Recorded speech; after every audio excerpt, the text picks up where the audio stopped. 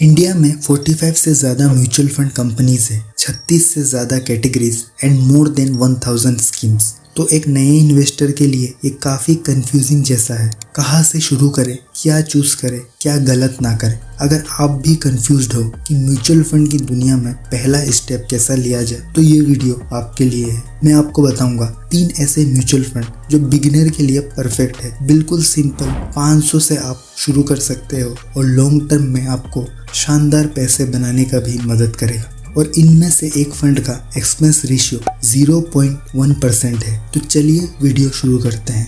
अब सबसे important question, 3 mutual fund ही क्यों? जितना मैं मार्केट को समझता हूँ, एक नए इन्वेस्टर के लिए शुरुआत में सिर्फ 3 mutual funds more than enough होते हैं अपने पोर्टफोलियो को डाइवर्सिफाई रखने के लिए। लेकिन गलती तब होती है जब लोग एक्साइटमेंट या कंफ्यूजन में आके 5 से 6 या कभी कभी 8 म्यूचुअल फंड्स तक ले लेते हैं और फिर हो जाते हैं ओवर डाइवर्सिफिकेशन का शिकार। मतलब ना रिटर्न्स वैसे मिलती है, ना आप ट्रैक प्रॉपर्ली कर पाते हो, और ऊपर से हर फंड का अलग एक्सपेंस रेशियो, तो अननेसेसरी चार्जेस भी भरने पड़ते हैं। ऐसे में ना सिर्फ आपके पोर्टफोलियो वीक बन जाता है, बल्कि आपके दिमाग का भी लोड बढ़ जाता है। इतने सारे फंड्स मॉनिटर करते रहो, रिव्यू करते रहो, कब स्विच करना है ये सोचते रहो। लॉन्ग टर्म इन्वेस्टिंग का असली मजा तब है जब आप स्मार्टली इन्वेस्ट करो और पोर्टफोलियो को सिंपल रखो। तो अब सवाल आता है, वो 3 म्यूचुअल फंड कौन से होने चाहिए? लेकिन उससे पहले एक छोटी सी चीज समझना बहुत जरूरी है। म्यूचुअल फंड चूज करने का प्रोसेस को हम 2 सिंपल स्टेप में समझेंगे।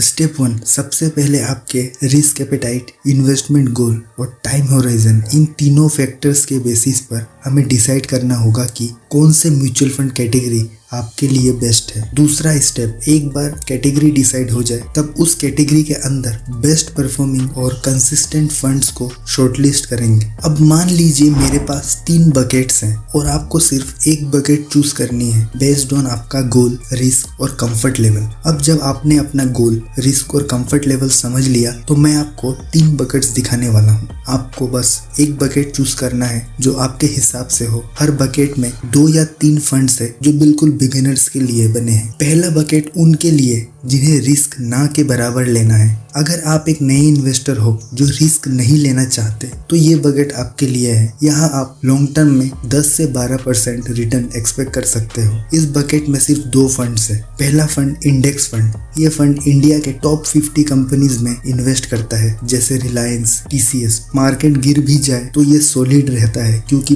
बड़े प्लेयर्स हैं ये। और दूसरा बैलेंस्ड एडवांटेज फंड, हाँ, डायनेमिक एसेट एलोकेशन, जहाँ इक्विटी और डेट दोनों का एक्सपोजर मिलता है।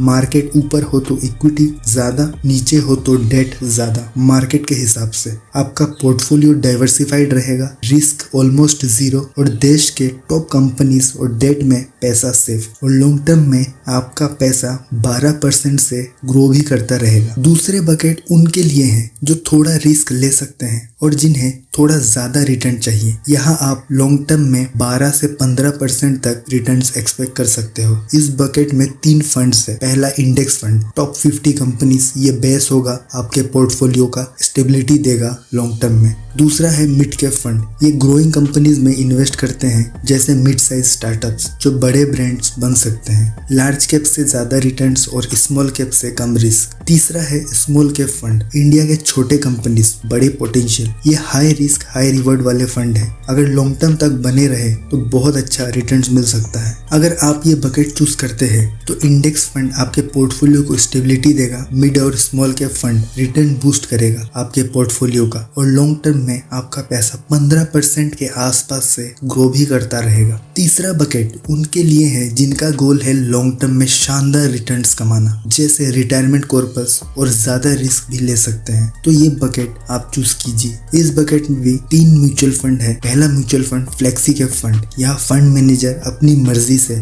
लार्ज, मिड और स्मॉल कैप सब में इन्वेस्ट करते हैं डिपेंडिंग ऑन मार्केट अपॉर्चुनिटी। दूसरे नंबर पे है mid cap fund. Again mid size companies, large cap से ज्यादा रिटर्न्स और स्मॉल कैप से कम रिस्क। तीसरा है small cap fund, high risk with high returns. अगर आप ये बकेट चूज करते हैं तो लॉन्ग टर्म में कंपाउंडिंग का फुल पोटेंशियल देखेंगे और आप 16 से 20% तक रिटर्न्स एक्सपेक्ट कर सकते हैं। आप डिसाइड कीजिए आप कौन सा बकेट लेना चाहेंगे। अब दोस्तों, एक बार हमने कैटेगरी डिसाइड कर कर लिया तो मैंने इन कैटेगरीज से top performing mutual fund select किए हैं कुछ पैरामीटर के बेसिस पे। पहला 5 और 10 साल का CAGR ताकि लॉन्ग टर्म परफॉर्मेंस का आइडिया मिले। दूसरा है एक्सपेंस रेशियो क्योंकि कम फीस मतलब ज्यादा रिटर्न। तीसरा पैरामीटर है एसेट अंडर मैनेजमेंट ताकि पता चले कि फंड कितना ट्रस्टेड है। और चौथा है रिस्क रिटर्न प्रोफाइल यानी अल्फा, बीटा और शार्पे रेशियो। और आखिर में है सबसे इम्पोर्टेंट रोलिंग रिटर्न्स ताकि कंसिस्टेंट परफॉर्मेंस का आइडिया मिले, सिर्फ एक पर्टिकुलर ईयर का नहीं।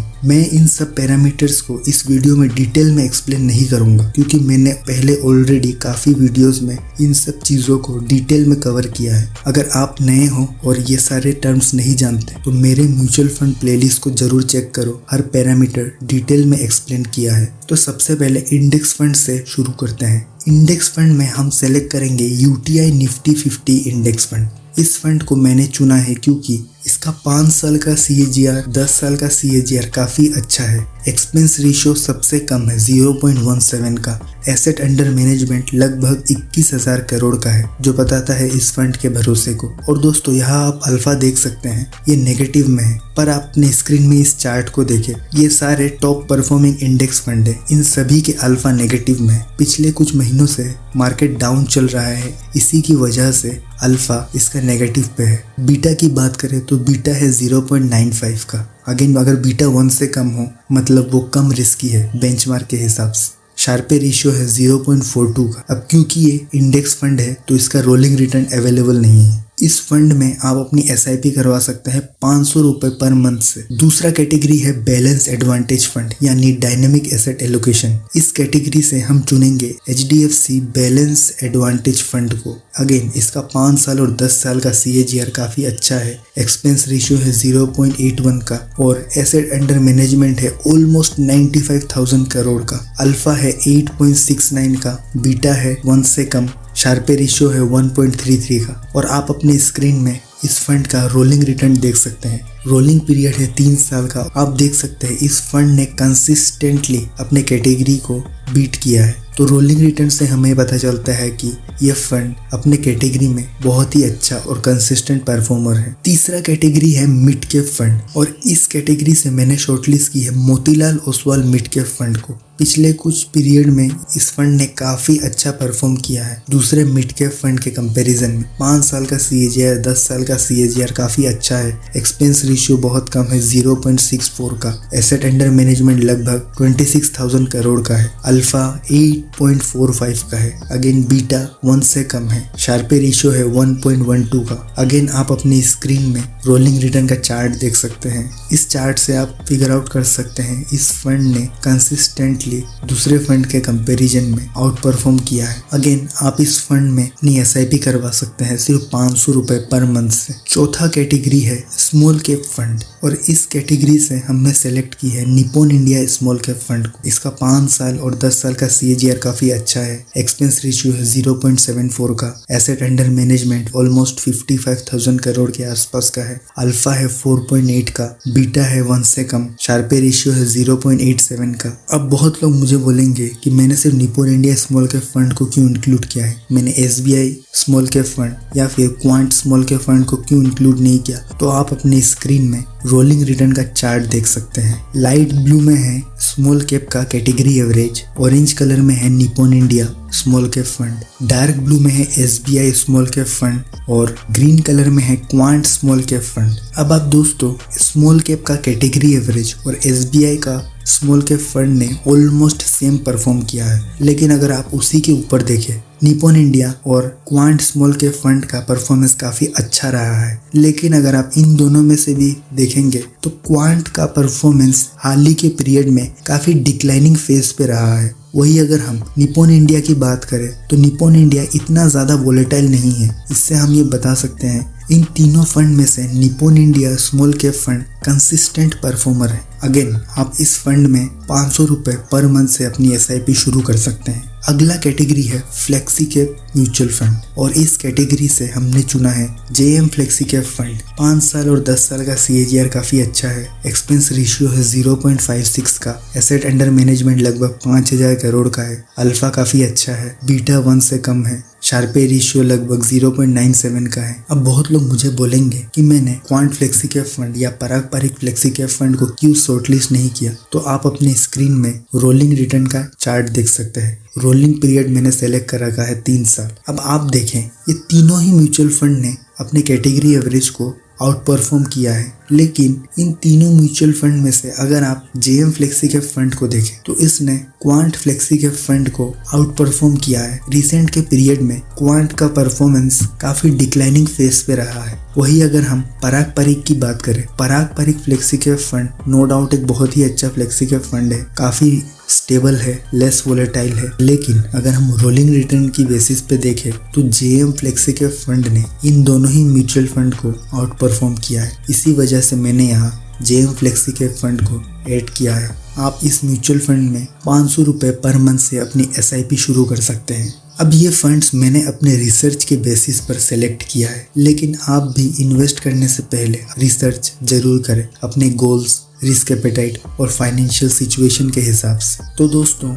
इन 5 कैटेगरीज से हमने ये 5 म्यूचुअल फंड सेलेक्ट किया है जो आप अपने स्क्रीन में देख सकते हैं। अब बात करते हैं कुछ कॉमन मिस्टेक्स की जो नए इन्वेस्टर्स बार बार करते हैं। Mistake number 1, short term goal का सोचना। इन्वेस्टिंग एक लॉन्ग टर्म गेम है दोस्तों। अगर आप मार्केट में 10-15 साल पेशेंस रख के डिसिप्लिन वे में SIP करते हो तो अच्छे रिटर्न्स ऑलमोस्ट गारंटीड है। लेकिन प्रॉब्लम तब होती है जब लोग जल्दी पैसा डबल करने की सोच के चक्कर में गलत डिसीजंस ले लेते हैं। आपको बस डिसिप्लिन्ड और कंसिस्टेंट वे में SIP करनी है। Mistake number 2, regular fund versus direct fund का कंफ्यूजन। हमेशा डायरेक्ट म्यूचुअल फंड सिलेक्ट करें, रेगुलर प्लान अवॉइड करें, क्योंकि रेगुलर प्लान्स कमीशन चार्जेस लगेंगे जो आपके रिटर्न्स को कम कर देता है। अगर आपको डायरेक्ट वर्सेस रेगुलर का डिफरेंस नहीं पता तो मैंने इस पे डिटेल्ड वीडियो बनाया है, डिस्क्रिप्शन में लिंक दिया है, जरूर देखें।